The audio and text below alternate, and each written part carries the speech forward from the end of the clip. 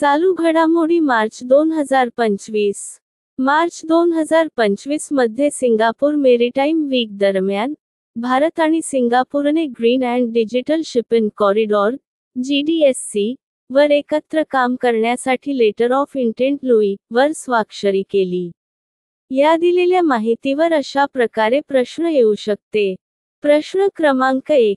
भारताने green and digital shipping corridor वर एकत्र काम करण्यासाठी लेटर ऑफ इंटेंट लॉ वर स्वाक्षरी खालीलपैकी कोणत्या देशासोबत केली?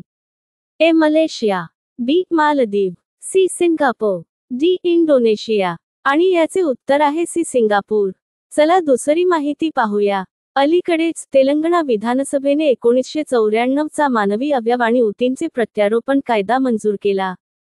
हा उपाय अवयव प्रत्यारोपणावर नियंत्रण ठेवण्यासाठी आणि मानवी अवयवांमध्ये बेकायदेशीर व्यावसायिक व्यवहार रोखण्यासाठी आहे.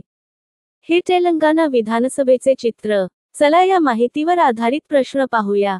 प्रश्न 2. खालीलपैकी कोणत्या राज्याने मानवी अवयव आणि ऊतीचे प्रत्यारोपण कायदा मंजूर केला आहे?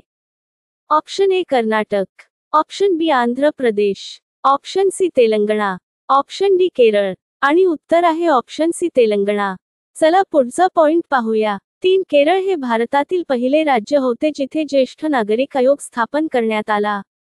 हा प्रकल्प राज्यातील ज्येष्ठ नागरिकांचे कल्याण आणि हक्क सुधारण्याचा प्रयत्न करतो. हे आहे केरळ विधानसभेचे चित्र. यावर आधारित प्रश्न क्रमांक 3. ज्येष्ठ नागरिक आयोग स्थापन करणारे भारतातील पहिले राज्य कोणते? Option A Kerala, B Sikkim, C Goa, D Rajasthan. आणि याचे उत्तर आहे अ केरळ.